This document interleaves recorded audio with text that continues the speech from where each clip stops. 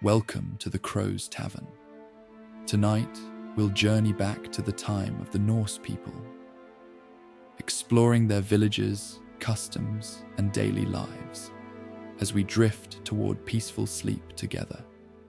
After our story ends, you'll hear the gentle sounds of a crackling fire that will continue for hours without interruption. These soothing sounds will help guide you into a deep and restful sleep. Now let us begin our journey into the Viking world and allow the ancient tales to carry you towards slumber.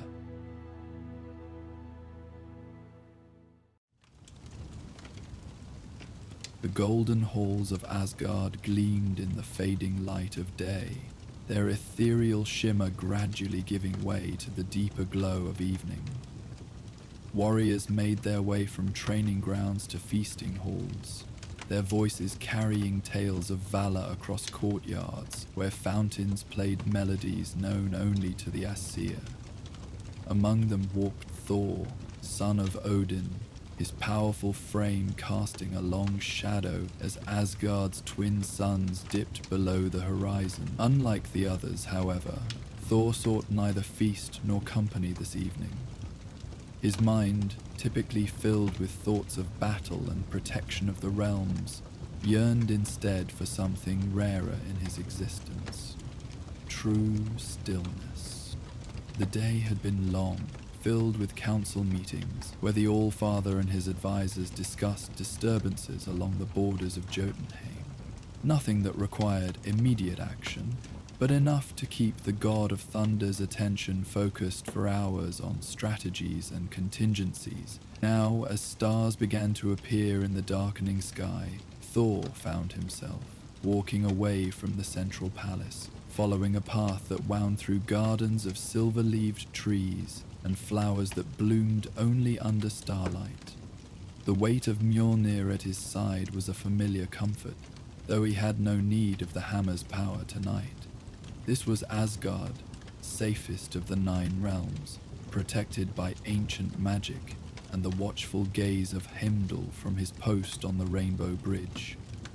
Here, even the mighty Thor could afford moments of peace, could surrender briefly the constant vigilance required of a realm's protector. His steps took him beyond the formal gardens to the wilder outskirts of the Golden City, where the carefully cultivated beauty of Asgard's center gave way to natural landscapes of breathtaking grandeur. Mountains rose in the distance, their peaks perpetually dusted with frost even in summer, their sides sloping down to meet forests of trees so ancient they remembered the birth of the 9 realms. Between these features stretched meadows of star-shaped flowers and grasses that whispered secrets to the wind. Thor knew exactly where he wished to go. There was a hill, not the highest point in Asgard, but perfectly positioned, where one could lie upon soft grass and see nothing but sky above, uninterrupted by even the tallest spires of the royal palace. On nights like this, when the air held a certain crispness and the stars emerged with particular clarity, it was his favorite place in all the realms. As he crested the gentle slope of the hill, Thor paused to take in the view that spread before him. The last traces of sunset had faded completely now, leaving the sky a deep, velvety backdrop for the emergence of stars.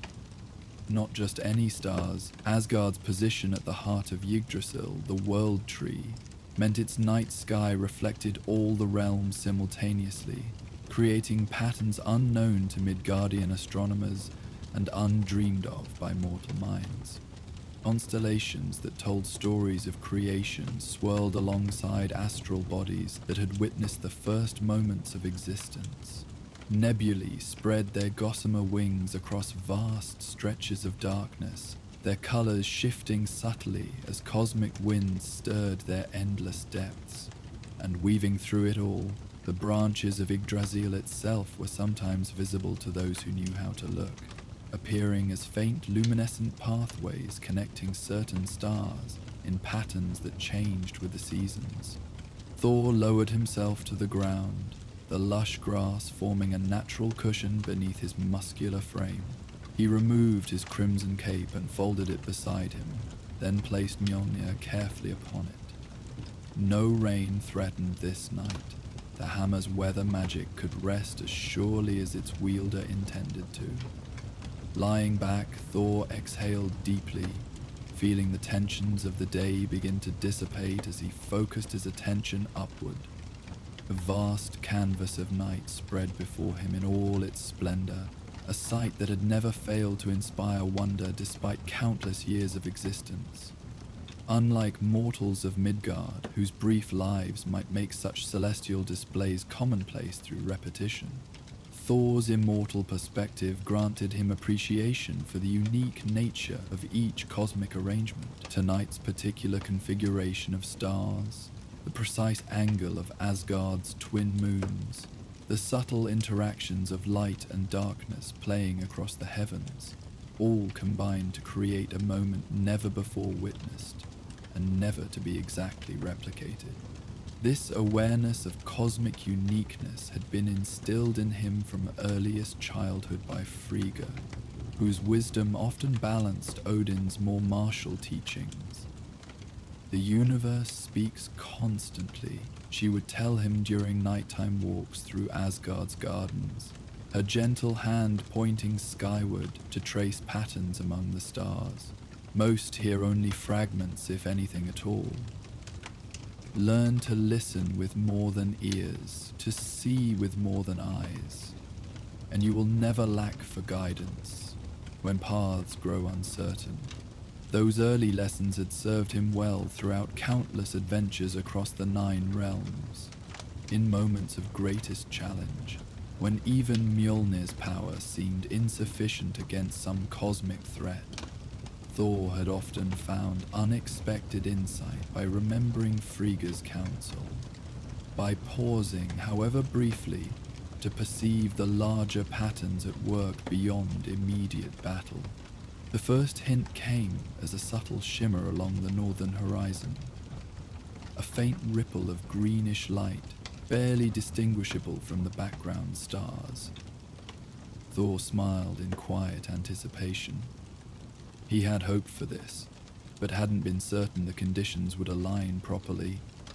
The northern lights of Asgard were not like their Midgardian counterparts, though the phenomena shared certain qualities. Here, in the realm eternal, they emerged not from interactions between solar winds and atmosphere, but from something deeper. The very magic that sustained the 9 realms, flowing visibly through the cosmos. The subtle green glow intensified gradually, gaining definition and purpose as it rose higher into the night sky.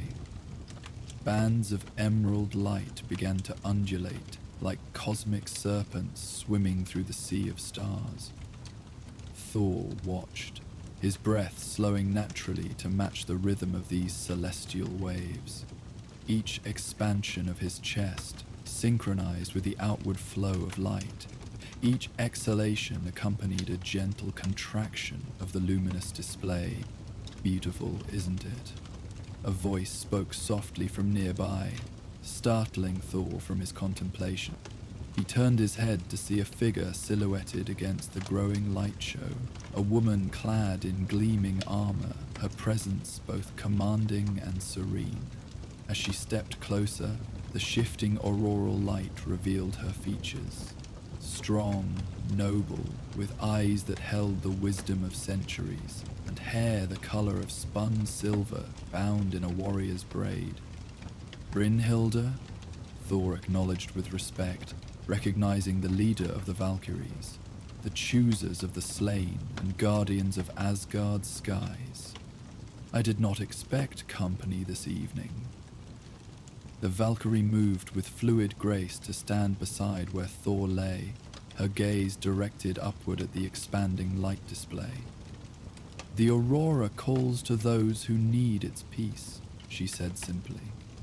It seems we both heard its summons tonight. Thor nodded, understanding the truth in her words. The Valkyries, perhaps even more than other Aesir, were attuned to the subtle magics of Asgard. They flew through skies where the boundaries between realms grew thin, guiding fallen warriors to Valhalla and maintaining vigilance against forces that might threaten the cosmic balance. If Brynhilde felt drawn to this place tonight, there was purpose in it beyond mere coincidence. The lights grow stronger, he observed, returning his attention to the sky.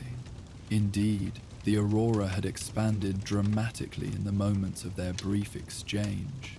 Now ribbons of violet and gold had joined the initial green, twisting and interweaving in patterns too complex to predict, yet too harmonious to be random. Do you believe that flesh is a shed? Even if you sank into darkness, Brynhilde said, lowering herself to sit cross-legged on the grass near him. Despite her armor, she moved without sound, a trait common to all Valkyries. The skies of Asgard respond to the needs of its protectors. You have carried much responsibility of late. Thor might have bristled at such an observation from another. He was not one to readily admit to weariness or burden, but the Valkyries had earned their reputation for insight. They saw beyond surface appearances to the hearts of those they encountered.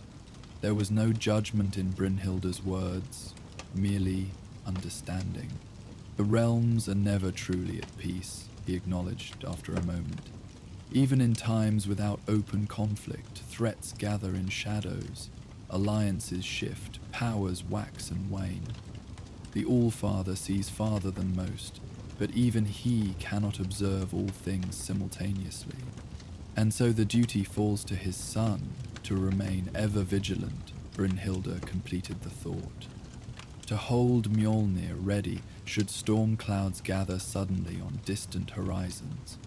As if responding to its name, the hammer at Thor's side emitted a faint hum, a sound felt more than heard, reverberating at a frequency that matched the pulsing of the aurora overhead. Thor placed a hand upon it briefly, a gesture both affectionate and calming, like quieting an eager hound that has risen too quickly at a hunter's movement. "'Tis the path I have chosen," he said simply, "or perhaps the path that chose me. Either way, I do not regret it." Well, Brynhilde nodded, her expression thoughtful as she gazed upward. "Nor should you, but even the mightiest oak must bend with strong winds lest it break. The northern lights come tonight to remind all of Asgard, even its strongest defender, that rest is not weakness, but necessity." Above them, the aurora had continued to expand, now covering nearly half the visible sky. The colors had grown richer, deeper, with new hues appearing like azure blues that mirrored the depths of Asgard's sacred lakes, crimson reds that echoed the fire of distant stars, and shades of amber that glowed with the warmth of hearth fires. These colors did not remain separate but flowed into one another, creating transient masterpieces that existed for moments before transforming again. Within these flowing colors, Thor began to perceive shapes and patterns beyond mere random beauty. For brief moments, scenes from Asgard's ancient history appeared. The creation of the Rainbow Bridge, the raising of the Golden Palace, the first alliance between Aesir and Vanir. These images formed not through deliberate depiction, but through fortuitous alignments of light and color, appearing to those with eyes to see and the knowledge to recognize their significance. Other patterns suggested events yet to come, possibilities rather than certainties, potentials woven into the fabric of time that might or might not manifest depending on choices yet unmade. These were less distinct, more symbolic than literal, yet carried emotional resonances that communicated their essence beyond specific detail. Thor glimpsed what might have been a great gathering of representatives from all 9 realms, unified in common purpose despite ancient differences. Another fleeting image suggested a journey beyond known territories, into realms even Heimdall's sight had never penetrated. Between past and future, present reality asserted itself as well. The aurora, a occasionally forming perfect representations of current conditions across the 9 realms. Thor saw Midgard's continents spread beneath swirling clouds, mortal civilizations appearing as points of warm light, connected by threads of commerce and communication. He glimpsed frost giants in their eternal strongholds, rebuilding after recent conflicts, dwarven forges burning bright with creative industry, elven forests thriving in mystic harmony. Each realm appeared briefly, before dissolving back into the greater flow of color, their momentary appearance serving as reminder of the interconnected nature of all existence. Most remarkable, however, was the subtle sound that had begun to accompany the light display. Unlike anything heard in the material world, it existed at the threshold of perception, a crystalline chiming that suggested the music of stars, the harmony of celestial spheres turning in their ancient orbits. It wove through the night air, complementing the visual spectacle with auditory majesty that could be sensed even by those without the Aesir's enhanced hearing. "Listen," Brynhilda whispered, though there was no need for the instruction. Thor had already closed his eyes, the better to focus on the ethereal melody that seemed to resonate directly with something deep within his being. The song of the aurora. Few hear it so clearly. The sound was unlike anything produced by Asgard's finest musicians, beyond even the legendary compositions played at the greatest feasts in Odin's hall. It contained harmonies impossible to replicate with physical instruments, progressions that seemed to anticipate the listener's own heartbeat and breath.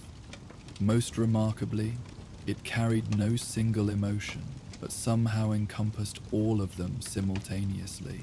Joy, sorrow, wonder, peace, longing, fulfillment, without contradiction or dissonance. "I have heard it before," Thor said softly, eyes still closed, "but never with such clarity. It changes each time." "Because you change," Brynhilda replied. "The aurora sings to what dwells within the listener. Tonight it senses your need for tranquility amid strength, for rest that renews rather than diminishes." Thor opened his eyes again to find the aurora had changed once more during their conversation.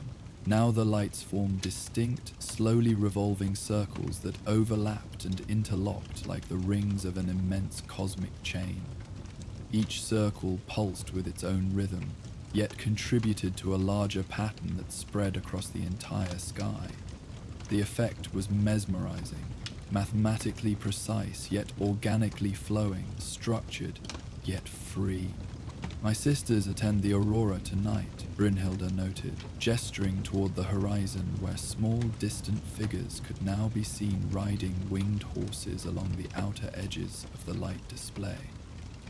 Their movements seemed to guide and shape the patterns, though whether they created the aurora or merely interpreted its natural flow remained unclear. "It is a rare honor."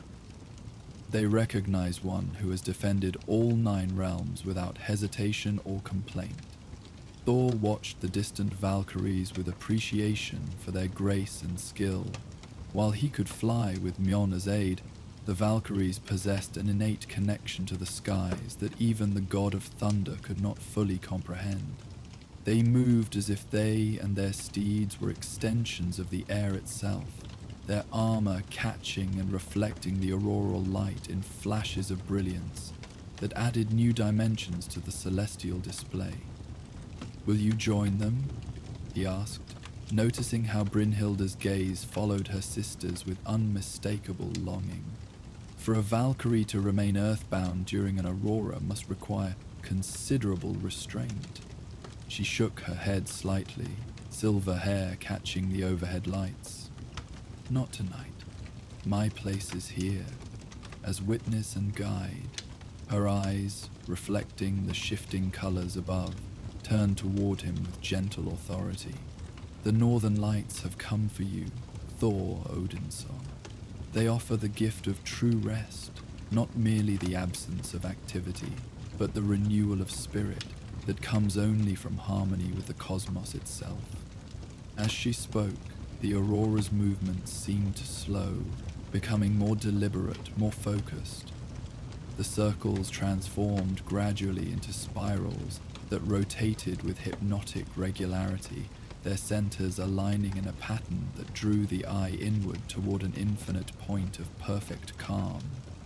The music changed correspondingly, the tempo decreasing while the resonance deepened, vibrating at frequencies that seemed to penetrate bone and muscle, to touch something more essential. Thor felt a profound shift within himself as he surrendered to the aurora's influence.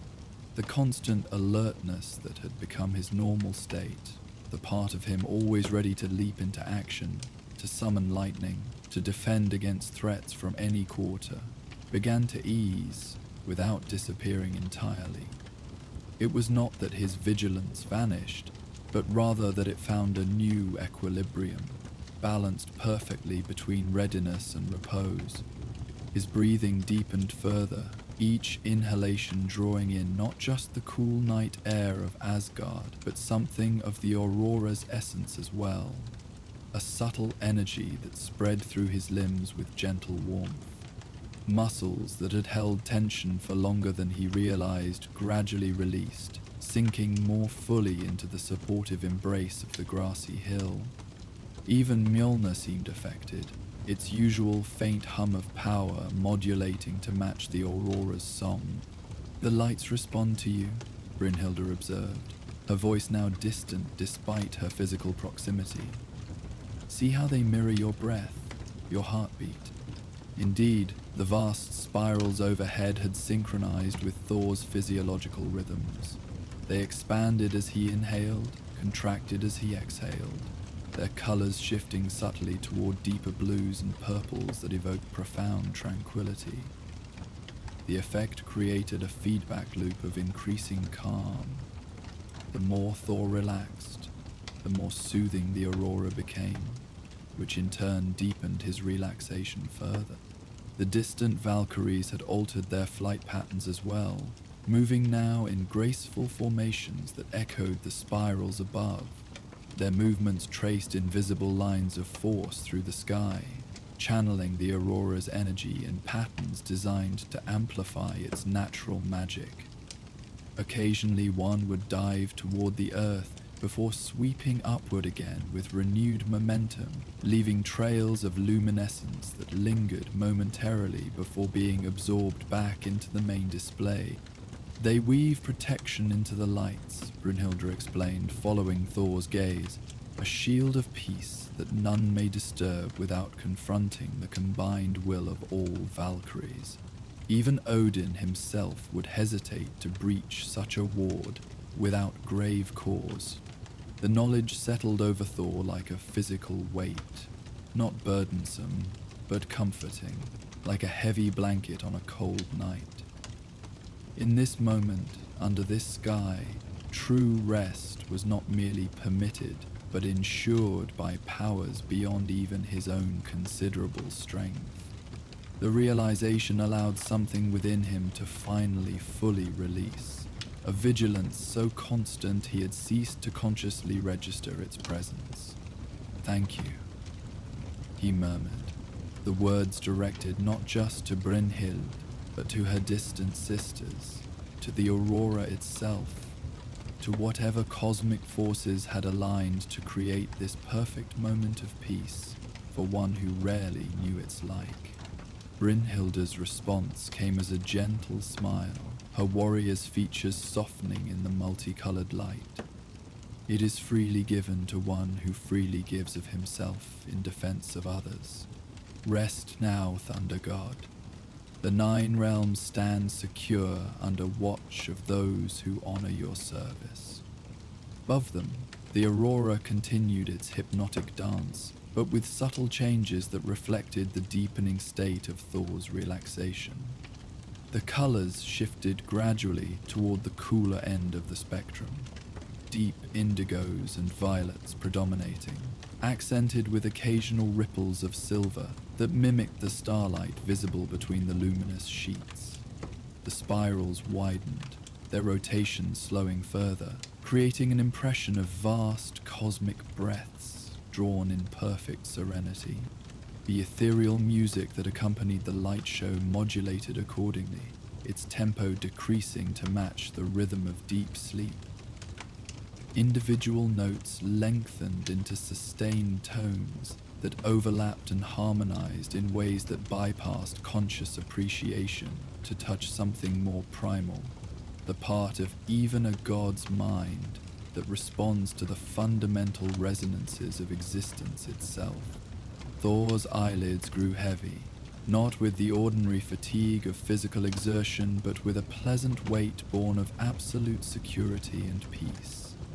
Each blink lasted longer than the one before, the aurora's magnificence gradually replaced by momentary darkness that held its own appeal.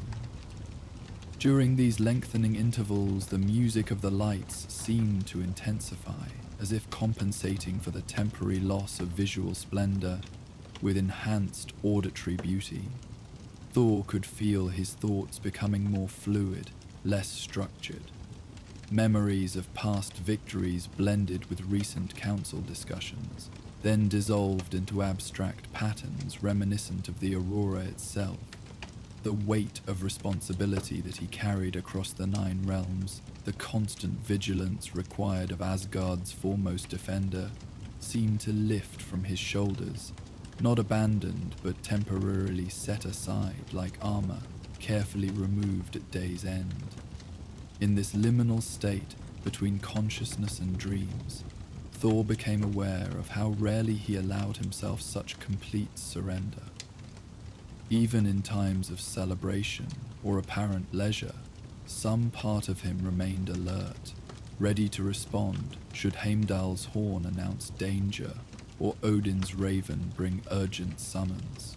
This perpetual readiness served him well as protector of realms, but exacted a cost rarely acknowledged, a subtle weariness of spirit that accumulated over centuries like layers of sediment gradually turning to stone. The Aurora's magic recognized this burden and addressed it directly, its rhythmic pulses working to dissolve these accumulated layers. Each wave of light corresponded to a wave of release washing through Thor's being, physical tension yielding first, followed by mental alertness, and finally, the deeper vigilance of spirit that defined his very existence as Thunder God. The Aurora will remain until dawn. Brynhilda's voice came as if from a great distance, though she had not moved from her position beside him. Its blessings will guard your dreams, Thunder God. Surrender to its embrace without reservation or concern.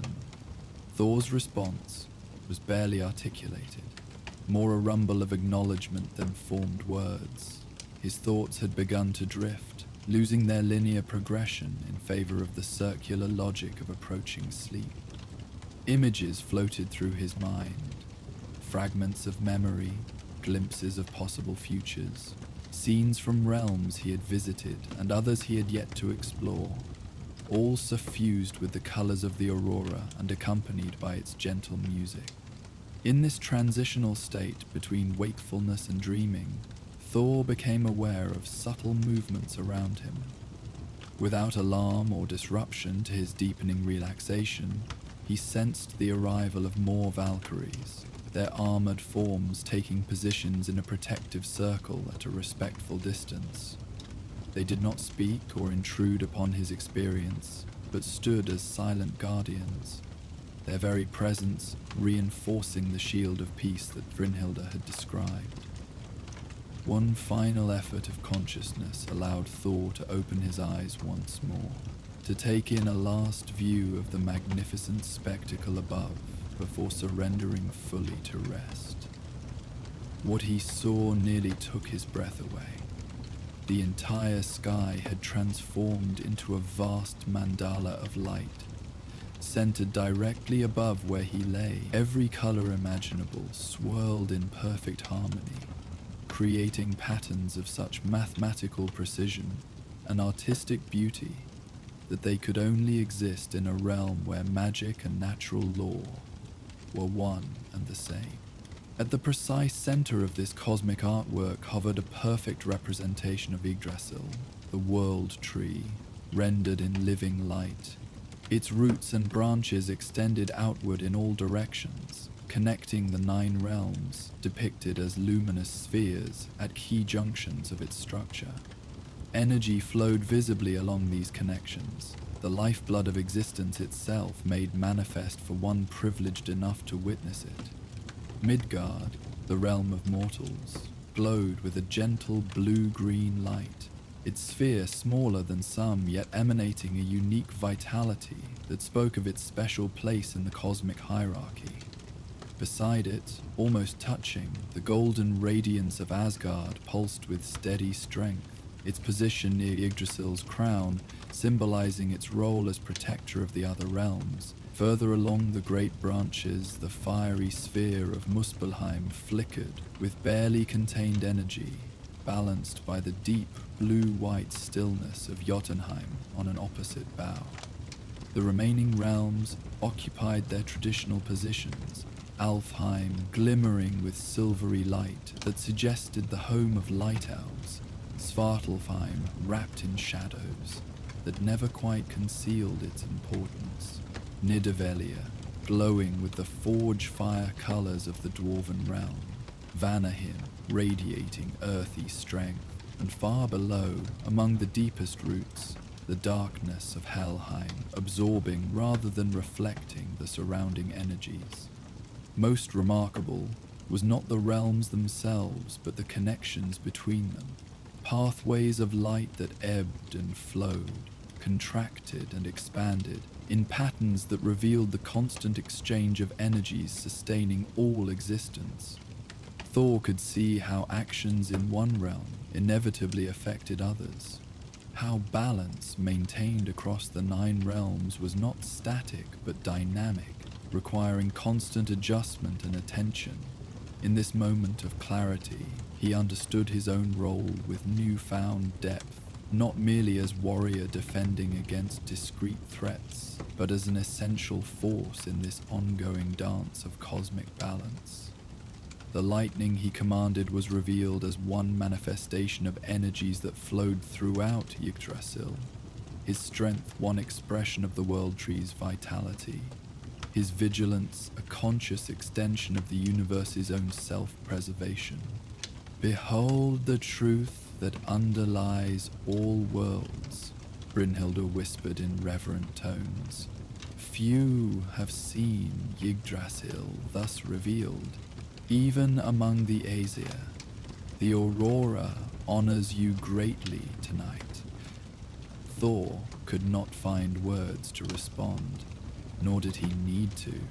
The Valkyrie understood the depth of his appreciation without verbal expression. He simply watched, committing this vision to memory, a gift to carry into dreams and beyond, a reminder of the greater purpose served by his strength and vigilance. As if sensing that this culminating revelation had achieved its purpose, the Aurora began a final transformation. The image of Yggdrasil slowly expanded, its branches and roots elongating until they filled the entire visible sky. The 9 realms, represented as spheres of various colors, pulsed with gentle light in a sequence that created a lullaby of pure visual rhythm. Each pulse seemed to draw Thor deeper into relaxation, each cycle bringing him closer to the threshold of sleep. His eyes closed once more, but the impression of Yggdrasil remained visible on the inside of his eyelids, now simplified and abstracted into its most essential form. The complex details faded, leaving only the foundational structure, a pattern so fundamental to existence that it resonated with the deepest layers of consciousness, transcending the boundary between waking thought and dream. Beyond his closed eyes, Thor was dimly aware that the Valkyries had begun to sing, a wordless harmony that complemented the Aurora's music perfectly. Their voices, renowned throughout Asgard for their beauty and power, now demonstrated a gentleness rarely heard by any but their closest sisters. The melody they wove contained elements of ancient lullabies, songs old enough to have soothed the first Aesir children in the dawn of creation. This final auditory element completed the symphony of relaxation that had been building since Thor first noticed the Aurora's initial shimmer on the horizon. Body, mind, and spirit now aligned in perfect readiness for the renewal that only true sleep can bring. Not the warrior's light slumber that remains alert for danger, but the profound rest that allows complete regeneration. As consciousness began to slip away entirely, Thor felt a gentle touch on his forehead, Brynhilda's blessing, a traditional gesture among Valkyries when honoring a warrior worthy of their highest respect. With it came a whispered phrase in the ancient language of the Aesir, words so rarely spoken that few would recognize their significance. Sleep now in the embrace of Yggdrasil itself, son of Odin. When you wake, you will carry its strength renewed within you. These final words accompanied Thor across the threshold separating wakefulness from dreams, their resonance creating a bridge that allowed him to retain something of their meaning, even as conscious thought dissolved into the deeper waters of sleep. They became the foundation upon which his dreams would build, ensuring that what followed would restore rather than merely occupy the hours of night. And dream he did, not of battles fought or challenges overcome, not of responsibilities awaiting or strategies to be considered, but of simpler joys and deeper truths.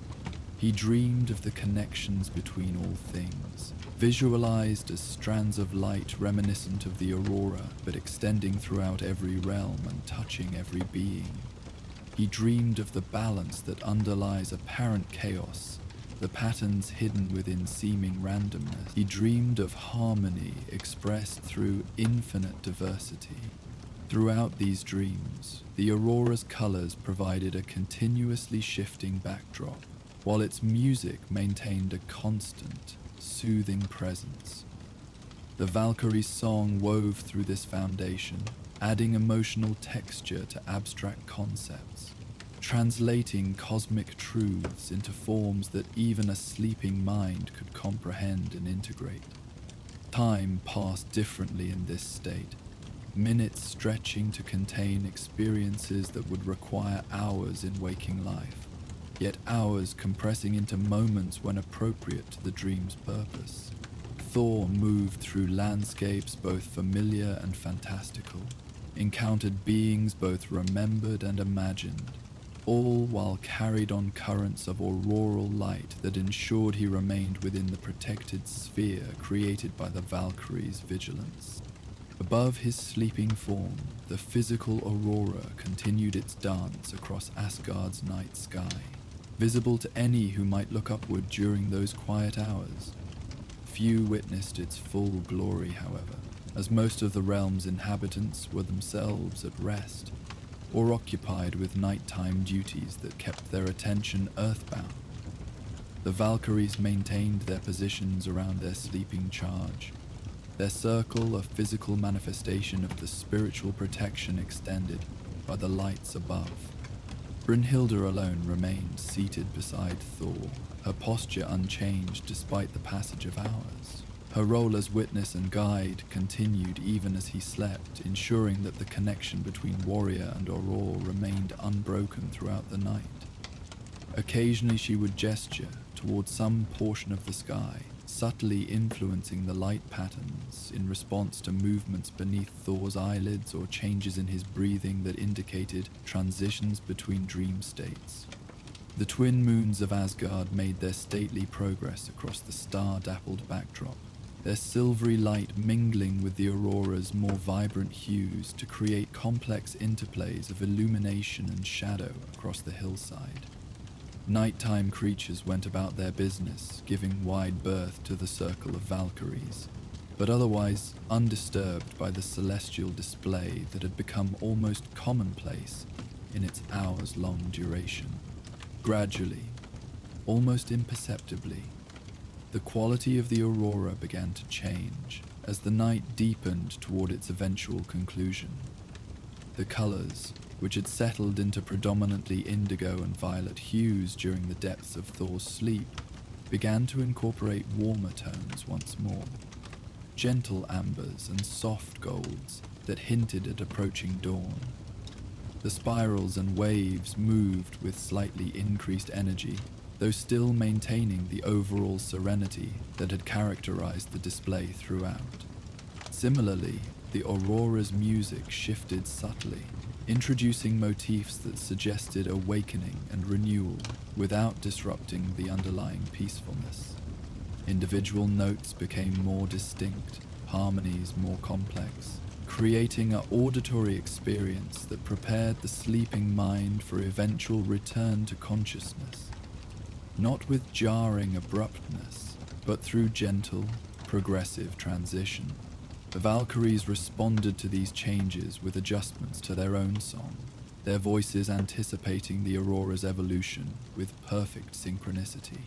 Those who had maintained the protective circle began to move, their steps forming new patterns around the hillside, a slow, deliberate dance that mirrored the shifting energies above while maintaining the integrity of their ward. Within the realm of dreams, Thor began his own journey toward wakefulness, though he remained unaware of this transition. The dreamscapes through which he moved took on more defined qualities, their abstract nature gradually giving way to scenarios closer to waking reality. The lessons and revelations of deeper sleep consolidated into forms his conscious mind could more readily access and apply. As the first hint of dawn appeared on Asgard's eastern horizon, a barely perceptible lightening of the sky's edge, Brynhilde finally rose from her position beside the sleeping god. She stretched with the fluid grace characteristic of her kind, armor gleaming in the combined light of fading moons, persistent stars, and the still magnificent aurora. Her gaze swept across the protective circle formed by her sisters, acknowledging their service with silent gratitude. With measured steps, she approached Thor's sleeping form. Kneeling beside him once more, she leaned close to speak directly into his ear, her voice pitched to reach his consciousness without startling him from beneficial rest. "The night wanes. Thunder God," she murmured, the words carrying power beyond their simple meaning. "Asgard moves toward a new day, renewed as you yourself have been renewed. Carry the aurora's gift within you as you return to waking life." Above them, as if responding to her words, the northern lights began their final transformation. The colors intensified briefly, every hue in the spectrum represented simultaneously in a display of breathtaking vibrancy. The patterns accelerated, spinning faster while maintaining perfect harmony, creating a visual crescendo that mirrored the increasing tempo of the aurora's music. Then, at what seemed a predetermined moment, the entire display converged toward a central point directly above where Thor lay. The swirling lights contracted, condensing their vast energies into an ever-diminishing area, until they formed a single brilliant star of impossible complexity and beauty. For one perfect moment, this star hovered in place, containing within its radiance all the power and majesty that had filled the entire sky throughout the night. Then, with a final pulse of light and sound that somehow disturbed nothing and no one, the star descended, a gentle fall like a feather drifting on still air. It came to rest upon Thor's chest, directly over his heart, where it remained visible for several breaths before seeming to sink beneath the surface of his armor, disappearing from external view but not from existence. Brynhilde nodded in satisfaction at this culmination. The aurora returns to the cosmic cycle, but leaves its essence with one who will use its gifts wisely, she said, rising once more to her feet. She raised one hand in a signal to her sisters, who responded by taking to the air in perfect formation, their winged steeds carrying them upward into the lightning sky with powerful sweeps of feathered pinions. Left alone with the sleeping god, Brynhilde allowed herself a moment of reflection. The night had unfolded exactly as the oldest prophecies suggested it would, when a defender of realms reached the precise balance point between strength exerted and strength renewed. Such convergences were rare, occurring perhaps once in many lifetimes, yet vital to the continued health of Yggdrasil itself. Her duty nearly complete, the Valkyrie leader knelt once more beside Thor and placed her hand gently upon the spot where the auroral star had disappeared into his chest. Awaken now to strength renewed, carrying within you the harmony of stars and the balance of realms, she intoned formally, completing the ancient ritual with words passed down since the first Valkyrie took flight through Asgard's skies. Under her touch, Thor stirred, the transition from deep sleep to wakefulness accomplished with the same grace that characterized all his movements. His eyes opened slowly, their blue depths reflecting momentarily the colors of the now vanished aurora before focusing on the armored figure beside him. In those first moments of consciousness, Thor experienced something rare for the god of thunder: perfect clarity without immediate vigilance. Typically, his return to wakefulness brought with it an instantaneous assessment of surroundings, a warrior's habit of cataloging potential threats and advantages before even fully alert. This morning was different. He awoke in complete awareness, yet remained in the perfect peace that had characterized his night beneath the aurora. There was no jarring transition, no moment of disorientation, simply a continuous flow from the depths of restorative sleep to conscious presence. His body, always a finely honed instrument of divine power, felt different in subtle yet significant ways. Each muscle seemed not merely rested, but renewed at some fundamental level. The constant background awareness of Pjolnar, a connection never fully severed even in sleep, resonated with enhanced harmony. The hammer's inherent powers aligned more perfectly with his own. Even his breath moved differently through his lungs, each inhalation drawing in not just air, but subtle energies previously unnoticed. Most remarkably, the sensation of cosmic connection revealed by the aurora had not faded with the light display itself. Though less vivid than during the night's peak experience, Thor could still perceive the underlying patterns that connected all things. The invisible branches of Yggdrasil extending through reality itself, binding the 9 realms in a living network of energy and purpose. This awareness existed not as separate knowledge, but as integrated perception, a new dimension to senses honed through centuries of existence. Brynhilde, he acknowledged, his voice clear despite hours of silence. He sat up with fluid ease, no trace of stiffness in his powerful frame, despite a night spent beneath open sky. The northern light have completed their dance, she finished for him, gesturing toward the sky, where ordinary dawn now painted the heavens in more mundane yet still beautiful hues of pink and gold. But their gift remains with you, Thunder God, as it will throughout days to come. Thor placed his hand over his heart, feeling something there that defied ordinary description. A warmth, a resonance, a connection to forces larger than himself, yet now integrated into his being. The sensation was not unfamiliar, simply stronger and clearer than he had experienced before, as if a veil had been lifted from perceptions long partially obscured. I feel, he began, then paused, searching for words adequate to describe his state. Restored. Not merely rested, but renewed in some fundamental way.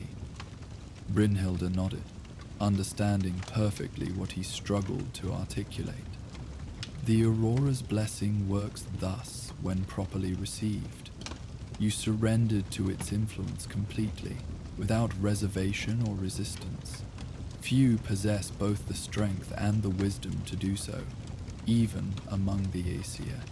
Rising to his feet in a single, smooth movement, Thor took in the beauty of early morning in Asgard. The landscape that had been transformed by night and aurora now revealed itself in dawn's growing light. Dew-covered grass, sparkling like scattered diamonds. Trees stirring gently in the first breaths of morning wind. Distant mountains catching the sun's initial rays on their snow-capped peaks. Everything appeared both exactly as it had always been, and somehow enhanced, as if he perceived layers of reality previously unnoticed or only vaguely sensed.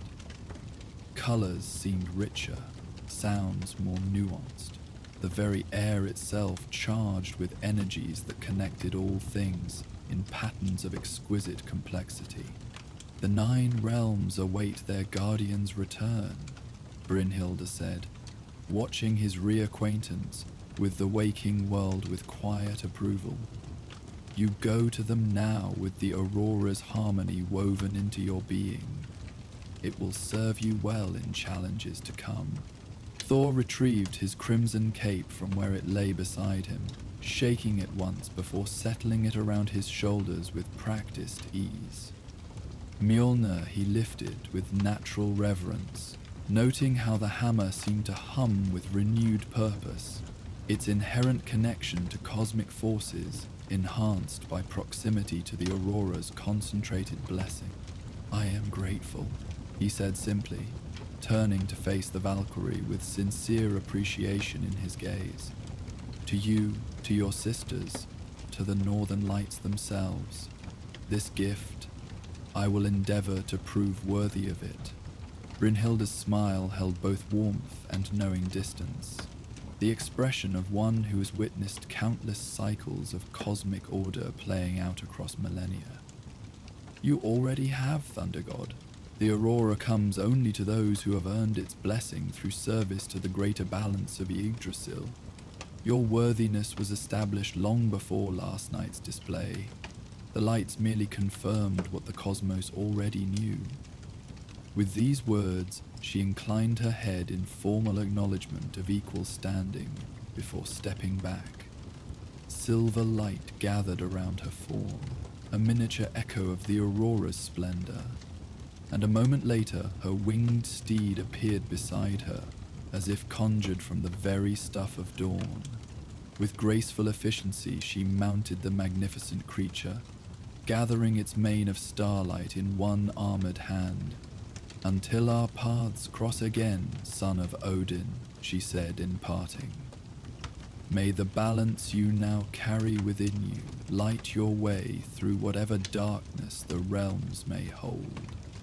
Before Thor could respond, both Valkyrie and steed launched skyward in a powerful surge of muscle and magic, quickly becoming a distant speck against the brightening heavens.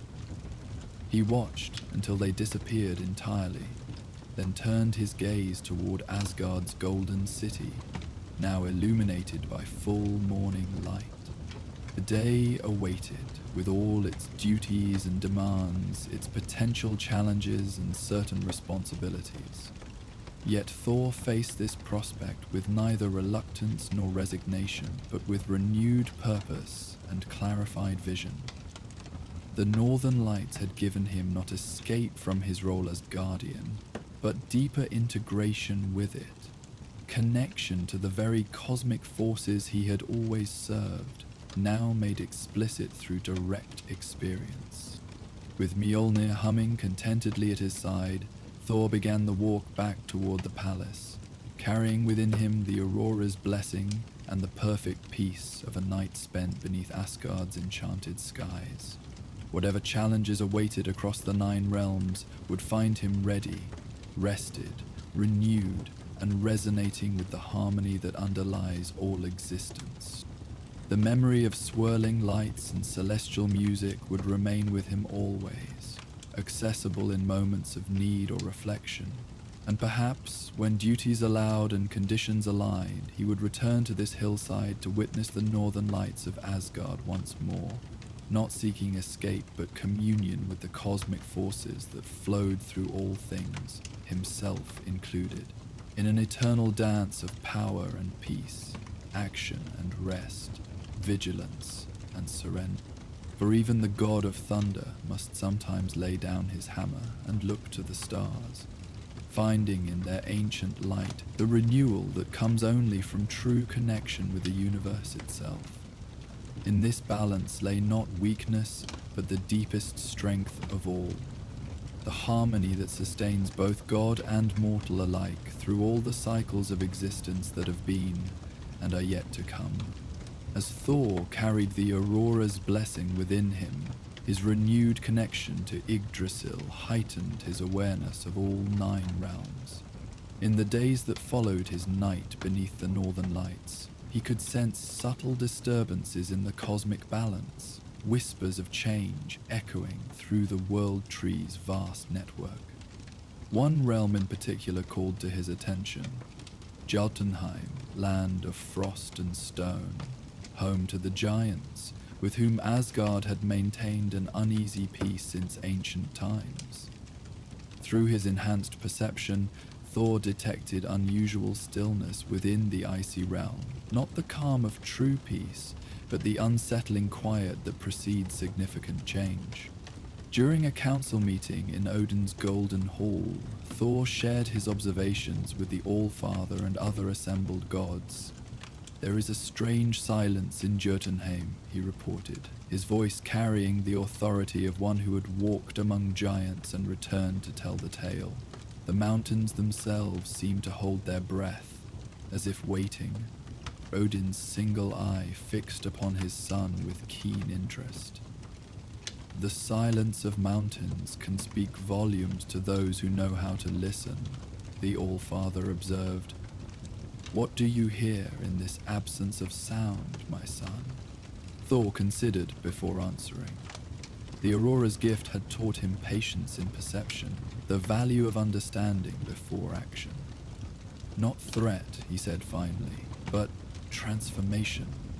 Something awakens in the heart of Jotunheim's mountains.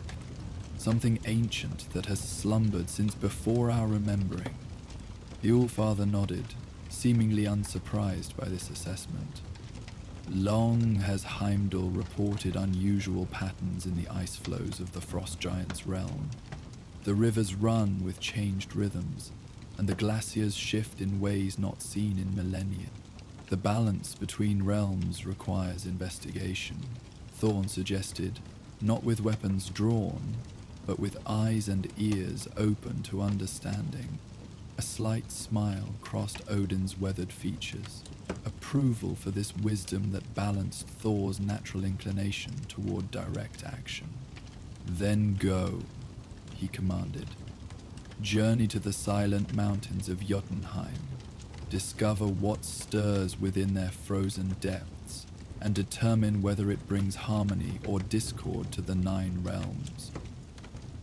As Thor prepared for this journey, he reflected on how different his approach would be from previous ventures into the Frost Giant's territory, where once he might have arrived amid thunder and lightning, hammer raised against potential threats. Now he would enter with quieter purpose, seeking knowledge before judgment, understanding before action. The Northern Light's blessing had revealed to him how actions in one realm inevitably affected all others. Whatever awakened in Jotunheim's silent mountains would send ripples throughout Yggdrasil's vast branches.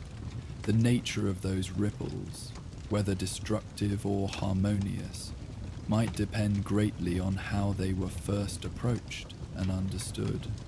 With Mjolnir at his side, but peace in his heart, Thor stood before the Bifrost as Heimdall prepared to send him to the frozen wastes of Jotunheim. The gatekeeper's golden eyes held knowing depth as he regarded the god of thunder. The mountains of Jotunheim have kept their secrets since the first days of creation, Heimdall observed. Their silence speaks a language few have learned to interpret. Thor nodded, understanding the subtle warning in these words. Then I shall listen more than speak, observe more than act, until I comprehend what they wish to reveal. As the Bifrost's energy gathered around him, preparing to transport him across the vast distance between realms, Thor took a final deep breath of Asgard's sweet air. The journey ahead would test not just his strength, but his newfound wisdom, his ability to perceive the delicate balances that sustained the cosmic order.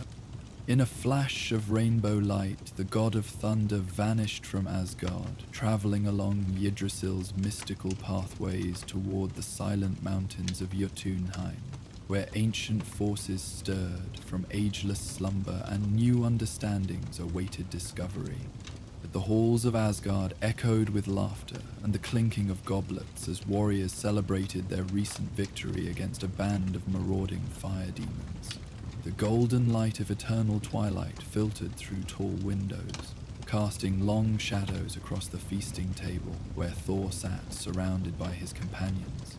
Despite the merriment, the god of thunder found himself distracted, his mind drifting from the tales of battle being recounted around him. Something within him yearned for space, for quiet, a rare desire for one who typically thrived in the heart of action and camaraderie.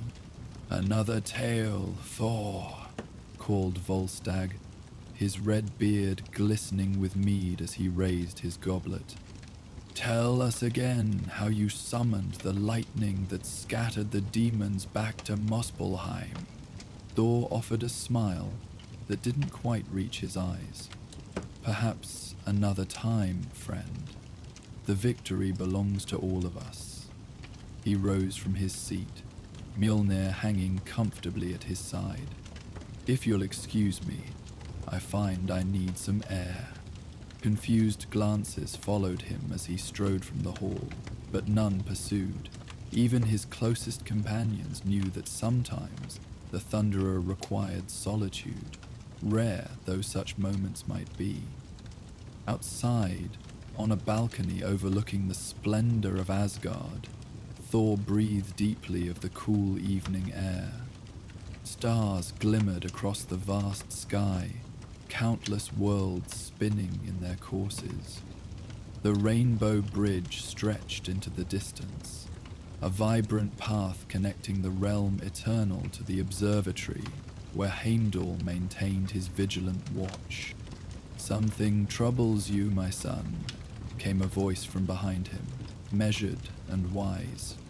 Thor turned to find Odin, the Allfather, approaching with unhurried steps. "Not trouble, father, not precisely." Thor searched for words to explain the unfamiliar restlessness within him. "I find myself weary, not of battle or duty, but of noise, of constant motion." Odin stood beside him at the balcony's edge, his single eye reflecting starlight as he gazed outward.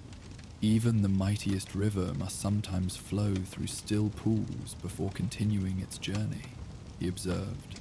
"The warrior who never rests eventually loses strength and wisdom."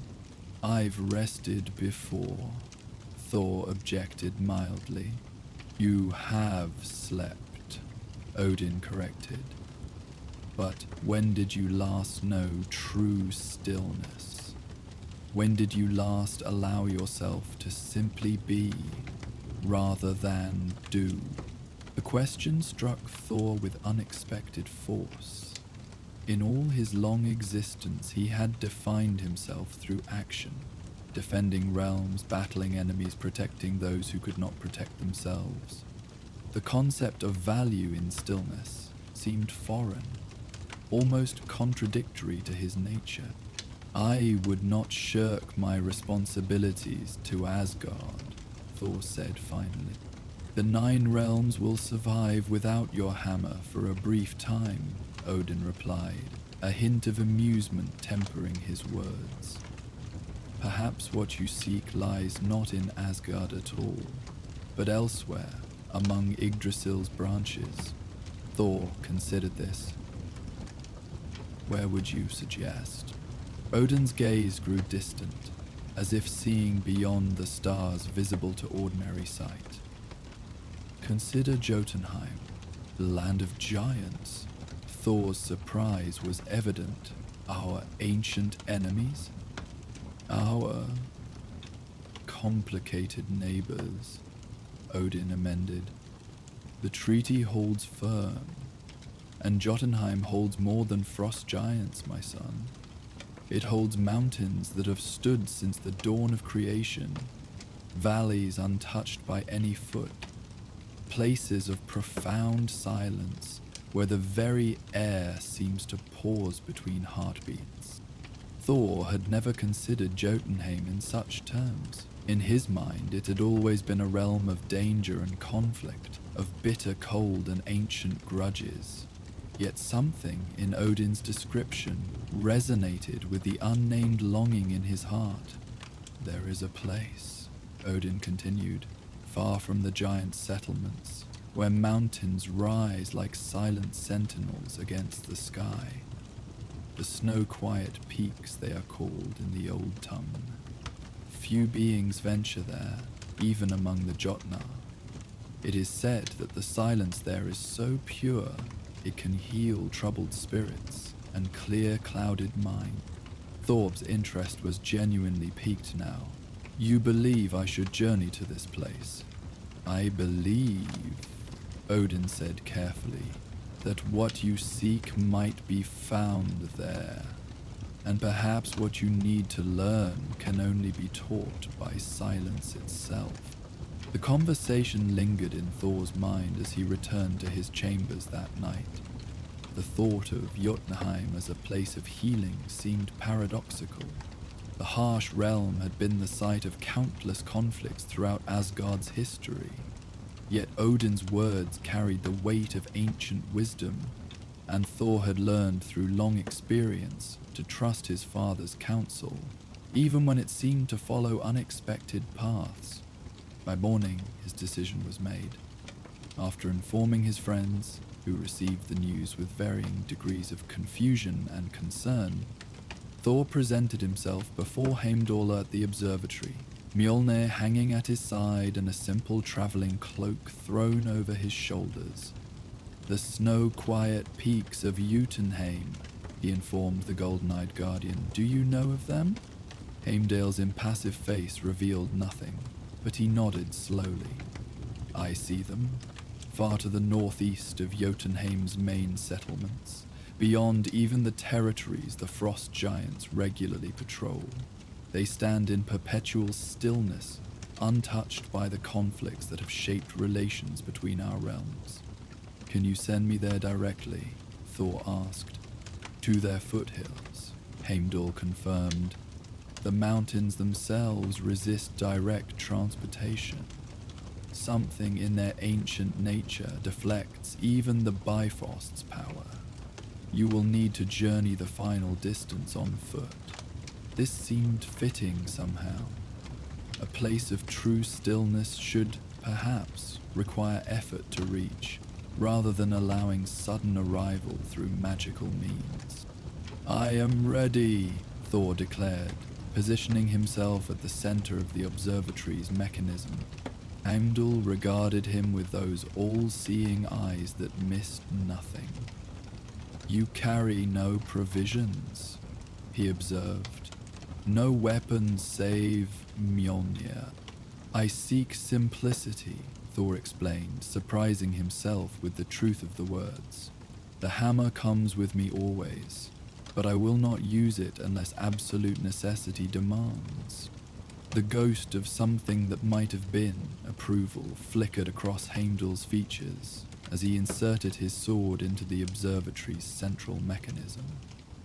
"May you find what you seek, Odinson," he said formally, as energy began to gather around Thor. A familiar sensation of the Bifrost enveloped him, light and sound and rushing movement through the cosmos. For a brief, transcendent moment, Thor existed in multiple realms simultaneously, his essence stretched across the branches of Yggdrasil. Then reality coalesced once more, and he found himself standing in a world of white. The Bifrost's rainbow light retracted into the sky, leaving Thor alone in a vast snowfield that stretched to the horizon in most directions. Before him, perhaps a day's journey distant, rose mountains unlike any he had seen before.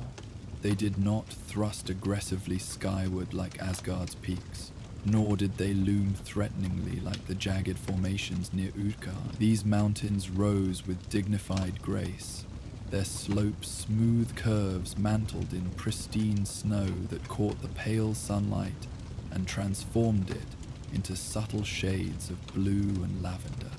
Even from this distance, Thor sensed something different about them.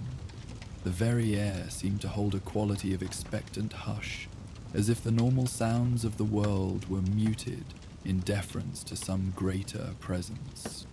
The cold air of Jotunheim bit at his exposed skin, but not unpleasantly. Thor had weathered far worse conditions in battle.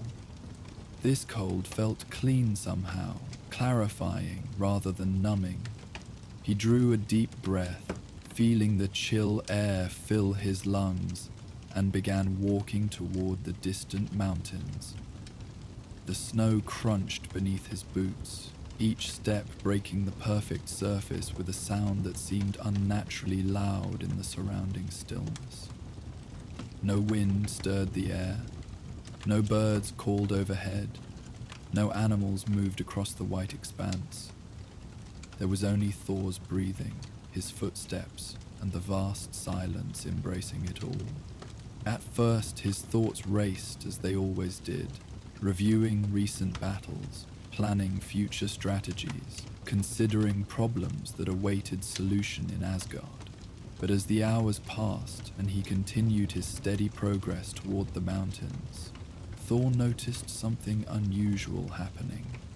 The constant internal chatter that normally accompanied him began to slow, gaps of quietness appearing between thoughts like spaces between clouds in a clearing sky.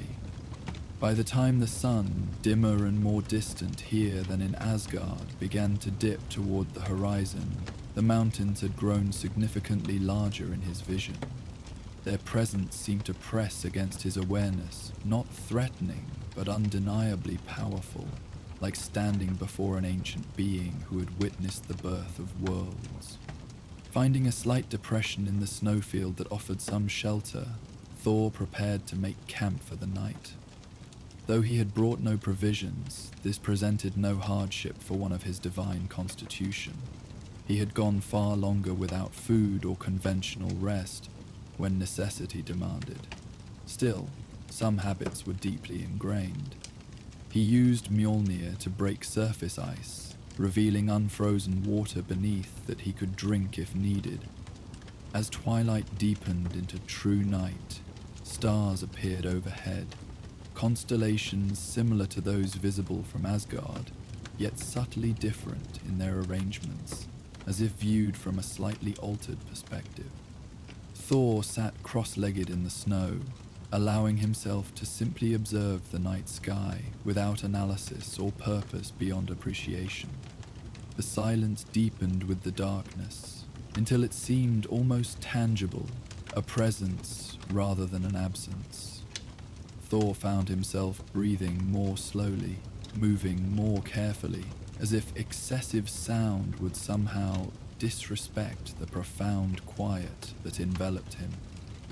He did not sleep that night, not in the conventional sense. Instead, he entered a state of deep restfulness somewhere between waking and dreaming. In this liminal space, memories flowed through his consciousness, not just recent battles and triumphs, but moments stretching back through centuries. Some brought satisfaction, others regret, but all were observed without the usual emotional charge that accompanied such recollections. It was as if the silence allowed him to witness his own life from a new perspective, neither judging nor celebrating, simply acknowledging what had been. When dawn finally lightened the eastern sky, Thor rose and continued his journey, feeling refreshed despite the lack of traditional sleep. The mountains now dominated the horizon, their massive presence drawing him forward with increasing anticipation. By midday, he reached the first gentle slopes that marked the transition from snowfield to mountain proper. Here, the character of the landscape began to change. Occasional rock formations broke through the snow cover, their surfaces weathered into improbable shapes by untold millennia of wind and ice. Small copses of silver-barked trees appeared, their branches gracefully curved and laden with snow that seemed never to fall. The silence, if possible, grew even more profound. Thor found himself moving with deliberate care, reluctant to disturb what felt increasingly like a sacred space.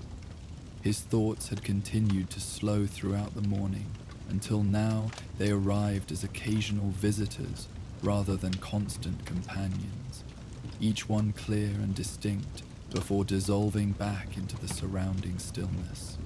As he rounded a massive boulder on the gradually steepening slope, Thor encountered his first evidence that he was not entirely alone in this pristine wilderness. Footprints, far larger than his own, marked the snow in a path that curved up into a narrow valley between two mountain shoulders. Giants had passed this way, recently enough that the prints remained distinct despite the preserving cold. Thor paused, hand instinctively moving to Mjolnir's handle.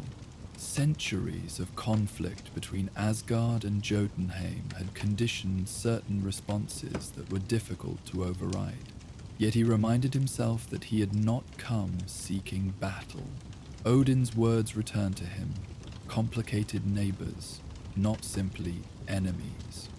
After a moment's consideration, he removed his hand from the hammer and continued forward, following the giant footprints with cautious curiosity.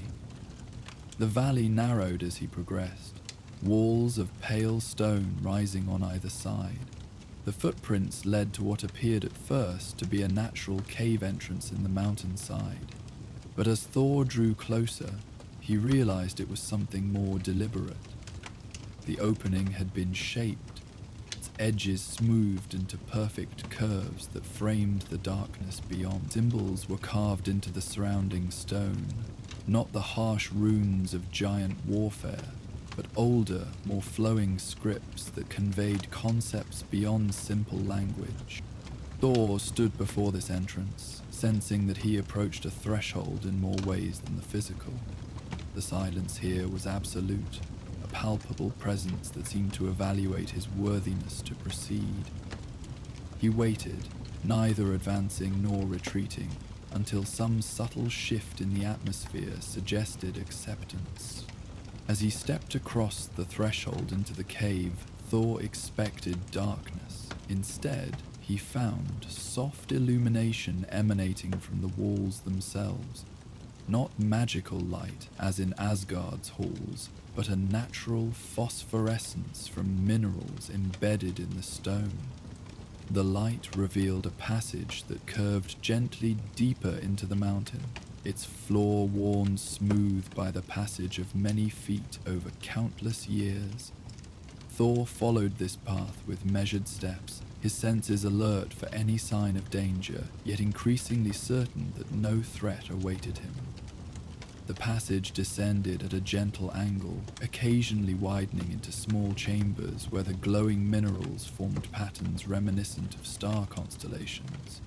In one such space, an underground spring bubbled silently up from some unimaginable depth, forming a perfectly circular pool before disappearing again into the stone. The water was so clear that despite its evident depth, Thor could see every detail of the intricately patterned basin that contained it. Eventually, the passage opened into a vast cavern, deep within the mountain's heart.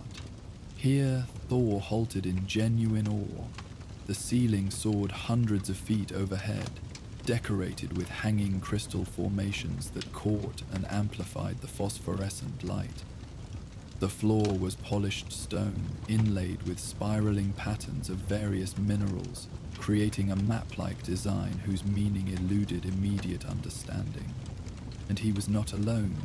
Seated on stone benches, arranged in a semicircle at the chamber's center, were 7 frost giants, yet unlike any Thor had encountered in battle. These beings were clearly ancient, their blue skin weathered like old ice, white hair falling in complicated braids adorned with crystals and small carved totems. They wore simple robes of pale fabric rather than the battle armor associated with their kind, and their red eyes held wisdom rather than aggression, as they regarded the Asgardian in their midst. Thor remained where he stood, making no move toward Mjolnir, waiting to understand the nature of this unexpected encounter. The silence stretched between them, not awkward, but contemplative, until finally the central figure, a giant whose skin bore markings that might have been extreme age or possibly some form of ritual scarification, raised a hand in a gesture that managed to be simultaneously greeting and blessing. "Thunderbringer," the giant said, voice deep yet soft, like distant avalanches heard through heavy snowfall. "You have found your way to the Quiet Ones." The term was unfamiliar to Thor, though something about it resonated with ancient legends half remembered from childhood lessons. "I meant no intrusion," he responded, matching the giant's measured tone. "I seek only the silence of these mountains." A sound like ice shifting passed among the seated giants, their version of thoughtful murmuring, perhaps. The central figure nodded slowly. "Few from the realm eternal seek silence," he observed. "Fewer still find their way to our sanctuary." "You were guided." It wasn't a question, but Thorn answered anyway. "The All-Father suggested this place." This revelation produced a more pronounced reaction. The giants exchanged glances of what might have been surprise, possibly respect. The central figure nodded again, more deeply this time. "Odin One Eye remembers the old ways," he said. "Before the wars, before the treaty, when knowledge flowed more freely between realms. I am Vafthrudnir, elder of the Quiet Ones. We who turned from Utgard's path of conflict to preserve older truths about Jotunheim's purpose in the Great Pattern." The name triggered recognition. Vafthrudnir was indeed mentioned in ancient texts. A giant renowned for wisdom rather than warfare, said to have debated Odin himself in contests of knowledge. That such a being still existed, hidden away in this mountain sanctuary. "I am Thor Odinson," he replied formally. A whisper of what might have been amusement passed through the assembled giants. "We know who you are, son of Odin," Vafthrudnir said. "Your hammer has written your name across our realm many times. Yet you come now without thunder, seeking silence. This is unexpected." Thor felt an unfamiliar uncertainty.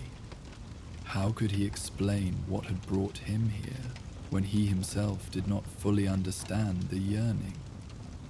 "I find myself in need of stillness," he said finally. "Something within me seeks quiet that Asgard cannot provide." Vafthrûdnir studied him with eyes that seemed to see far beyond physical appearance.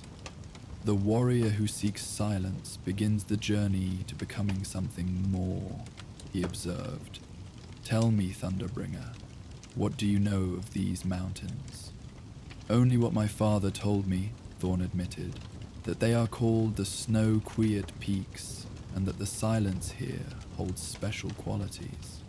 The ancient giant rose from his seat with fluid grace, surprising for one of his size and age.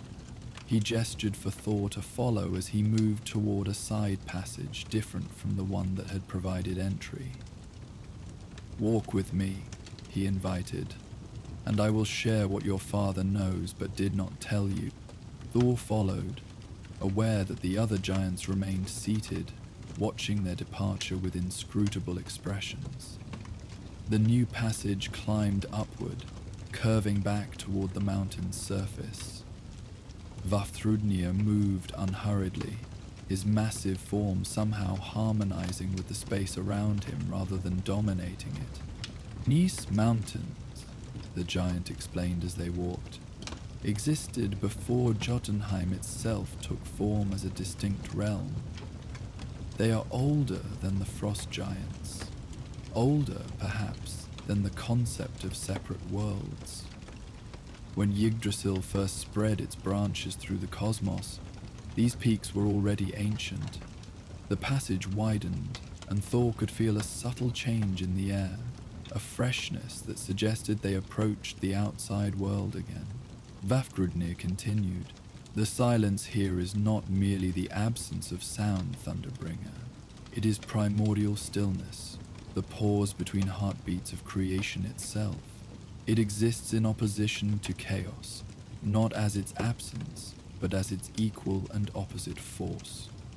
Balance, you might say. They emerged onto a wide ledge carved into the mountainside, facing away from the direction Thor had originally approached.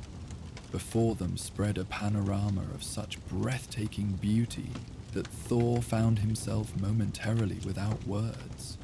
Snow-covered peaks extended to the horizon, their forms perfect in their stark simplicity. Valleys between them, filled with mist that caught the light in iridescent pattern. Above, the sky held a shade of blue so deep it seemed almost purple, and stars were visible despite the daylight, as if multiple realities overlapped in this extraordinary place. The Snow-Quiet Peaks exist partially outside normal time, Vafthrûdnir explained, gesturing toward the vista before them. Here, the boundaries between moments thin. That is why true silence can be found, because all moments touch simultaneously, their individual sounds cancelling into perfect stillness. Thor tried to comprehend these abstract concepts, finding them both foreign to his usual thinking and somehow intuitively right. Is this why I feel different here? He asked, as if my thoughts themselves move differently. Vafthrûdnir nodded approvingly. You perceive more than I expected. Yes, consciousness itself functions differently within the influence of these mountains. The mind finds stillness more readily because it touches that primordial pause between creation's heartbeats. They stood in silence then, observing the impossibly beautiful landscape. Thor found himself breathing in rhythm with some subtle pulse he could sense but not hear. The mountain's own cycle, perhaps, or something even more fundamental. With each breath, his awareness seemed to expand slightly, taking in more detail, more subtle variations of light and shadow across the snow-covered world before him. Why do you preserve this place? He asked eventually. What purpose do the Quiet Ones serve? Balance, Vafthrûdnir replied simply. Utgard represents one aspect of Jotnar nature, the cold that destroys, the winter that conquers. We preserve another aspect, the stillness that renews, the quiet that nurtures understanding. Both are necessary. Without winter's destruction, spring's renewal cannot follow. Without silence, words lose meaning. Without stillness, motion becomes mere chaos. The ancient giant turned to face Thor directly.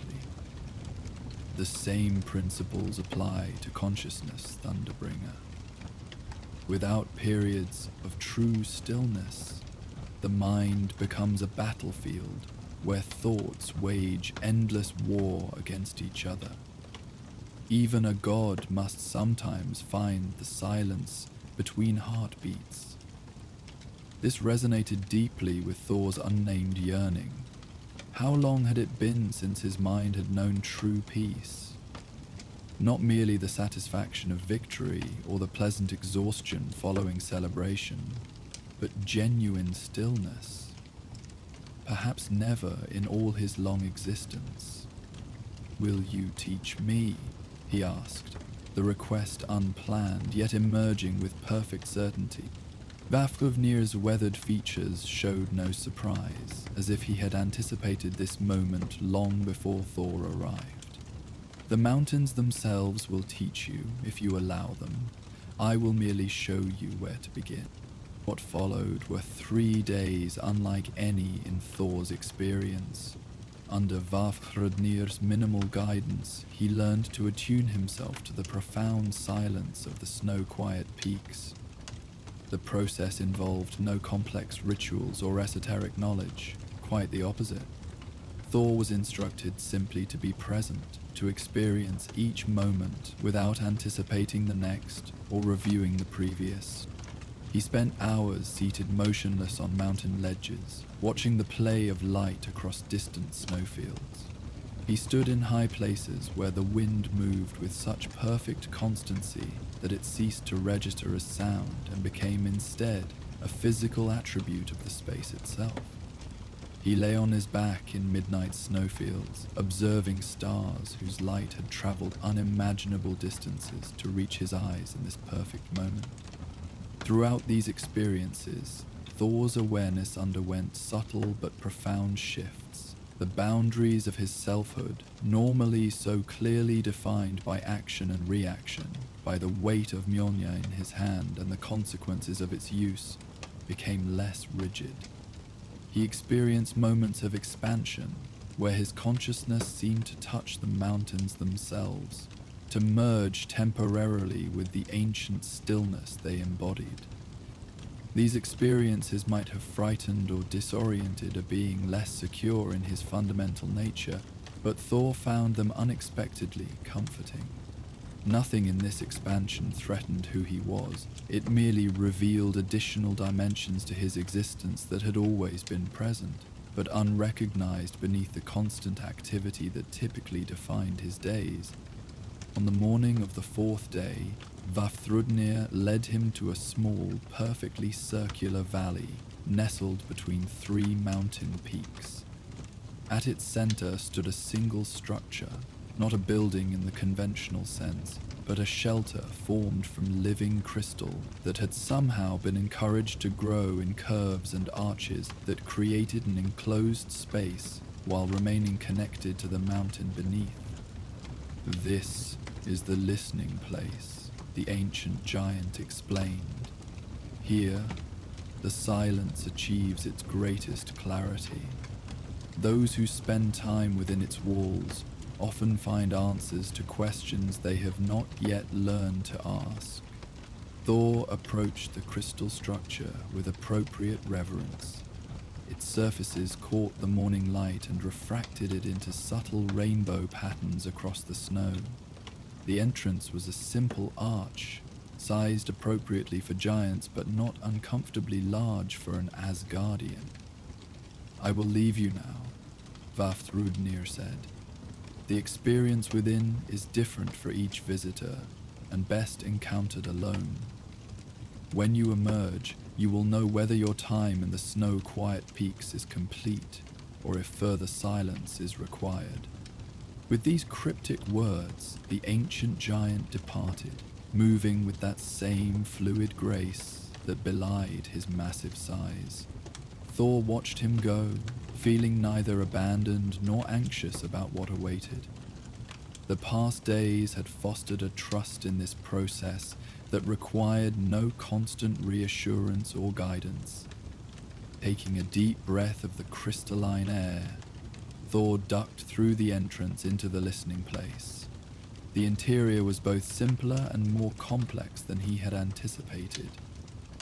The space was roughly circular, perhaps 30 feet in diameter, with a slightly domed ceiling from which crystal formations hung like frozen sound waves. The floor was bare stone, polished by countless feet over immeasurable time, its surface inlaid with spiraling patterns similar to those in the great cavern where he had first met the Quiet Ones. What made the space extraordinary, however, was the quality of silence within. Thor had thought he had experienced true silence during his days in the mountains, but this was something deeper still. Here, even the sound of his own heartbeat and breathing seemed to occur without disturbing the profound stillness, as if the space accepted and integrated these rhythms into its own perfect quietude. In the center of the chamber, a single stone seat had been carved from the same material as the floor. It faced no particular direction, having been designed simply as a place to be rather than to observe or interact. Thor moved toward it with measured steps, the contact between his boots and the floor producing sounds that were somehow both audible and completely harmonious with the surrounding silence. He seated himself, assuming a comfortable position with hands resting lightly on his knees. Mjolnir he had left outside, not from any rule or restriction, but from his own growing intuition about the nature of this place and its purpose. For what might have been minutes or hours, Thor simply sat, breathing slowly, allowing his awareness to settle into the extraordinary stillness surrounding him. Gradually, he noticed that his thoughts, which had already slowed considerably during his time in the mountains, now arrived at even greater intervals, each one pristine and complete in itself, before dissolving back into the silence. In this state of receptive awareness, something unexpected began to occur. Thor found himself experiencing memories not as mental reconstructions, but as lived realities. So vivid he could perceive sounds, scents, tactile sensations. Yet these were not random recollections. Each memory featured moments of pause or stillness that he had moved through quickly at the time, eager to reach the next action or decision. A quiet morning on Asgard's western coast, waves lapping gently against golden shores, a moment of perfect stillness before a battle, when time seemed suspended between heartbeats, the hush that had fallen over a forest after a storm, when animals emerged cautiously and water dripped from leaves in random percussion, the profound quiet of stars reflected in a mountain lake during a solitary journey years before. Thor realized with sudden clarity that throughout his long life, these moments of stillness had always been available to him, had indeed been experienced by him, but never valued or cultivated. He had always privileged action over inaction, sound over silence, the doing over the being. Yet without these counterbalancing forces, his existence had gradually become unbalanced, dominated by a single mode of approaching the universe and his place within it. This understanding arrived not as judgment, but as simple recognition, a piece of knowledge that completed a pattern previously unfinished. Thor felt something settle within him, a reconciliation between seemingly opposing aspects of existence that need not be opposed at all. The revelation was accompanied by a physical sensation, a subtle unwinding of tension he had carried for so long he had ceased to recognize its presence. His shoulders relaxed, his breath deepened, and something shifted in his awareness that felt simultaneously like expansion and coming home. Time passed, impossible to measure in this timeless space, until Thor gradually became aware of a change in the quality of light entering through the crystal walls. The day was advancing toward evening. How long he had sat in the listening place he could not say, but he knew with quiet certainty that he had received what he had come for. Rising from the stone seat, Thor moved toward the entrance with unhurried steps.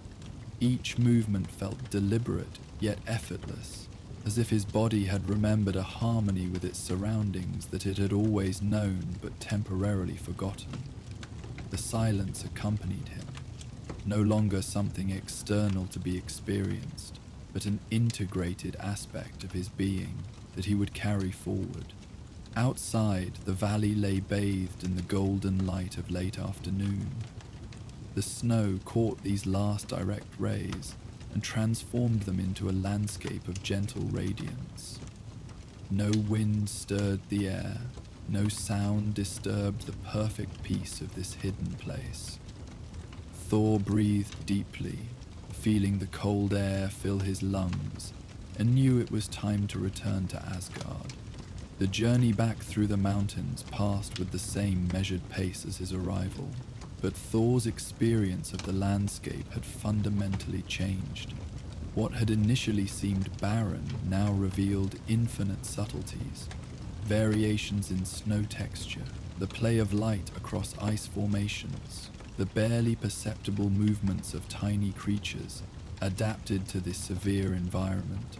The silence no longer felt alien or imposing, but rather like an old friend walking beside him, offering companionship without demand. When he reached the edge of the snowfield where Heimdall had first deposited him, Thor paused to look back at the snow-capped peaks.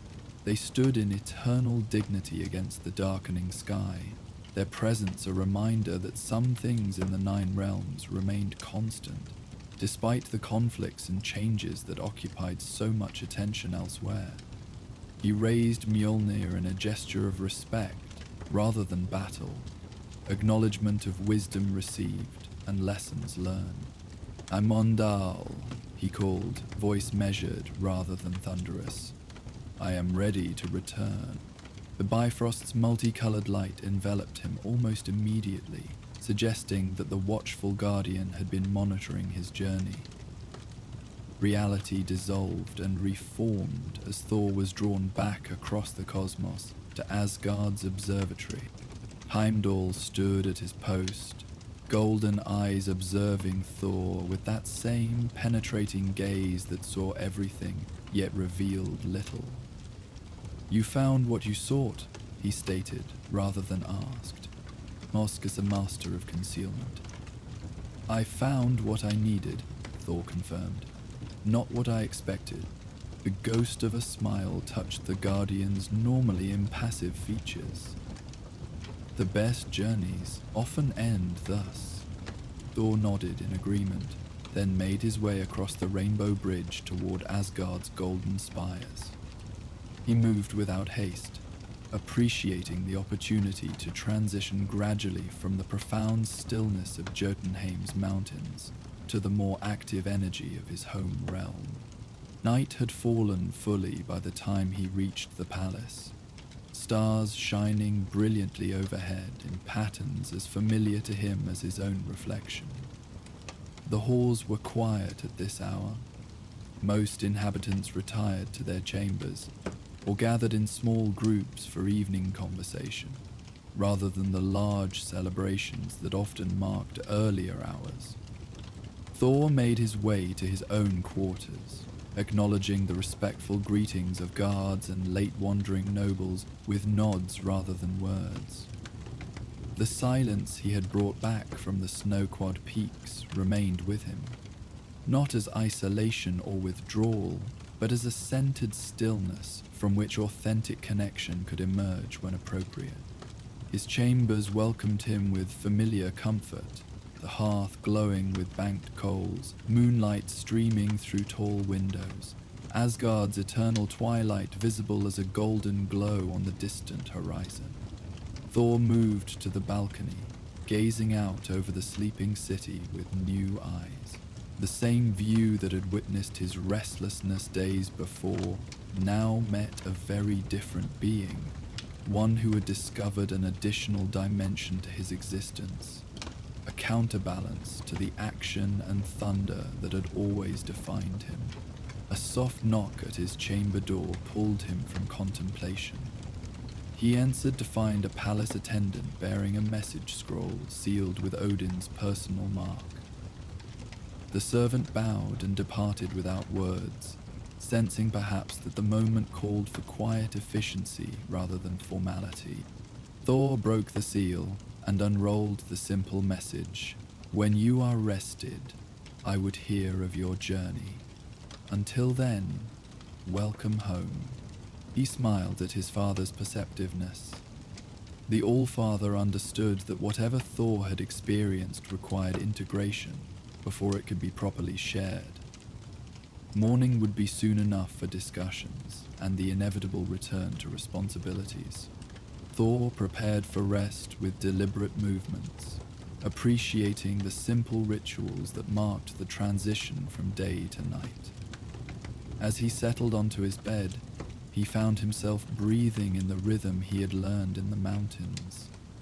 Slow, deep inhalations, followed by equally measured exhalations, each cycle bringing deeper relaxation. Outside his windows, Asgard continued its eternal existence. Guards patrolled golden halls, starlight played across magnificent architecture, realms turned in their cosmic dance. Within, Thor experienced the counterpoint to this constant motion, perfect stillness, the silence between heartbeats, the pause in creation's breath. As sleep approached, bringing with it not unconsciousness but a different quality of awareness, Thor reflected that he had indeed found treasure in Jotunheim's silent mountains.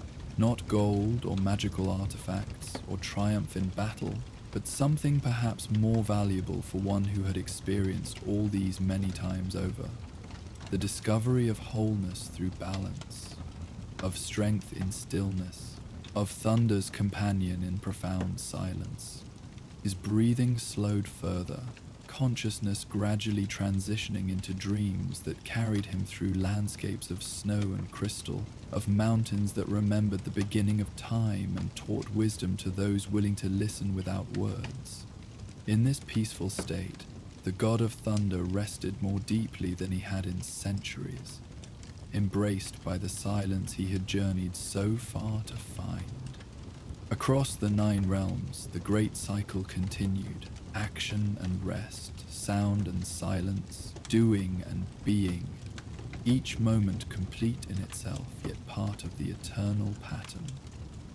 And in a chamber high in Asgard's palace, Thor slept, carrying within him a fragment of primordial stillness that would remain long after he returned to the responsibilities and actions that defined his role as protector of the realms. The silence had become part of him now, a wellspring of renewal he could access even in the midst of chaos and battle. This was the true gift of the snow-quiet peaks, not escape from who he was, but the discovery of greater wholeness in who he had always been. Outside, stars wheeled in their ancient courses. Inside, dreams flowed like gentle snow across a landscape of infinite peace.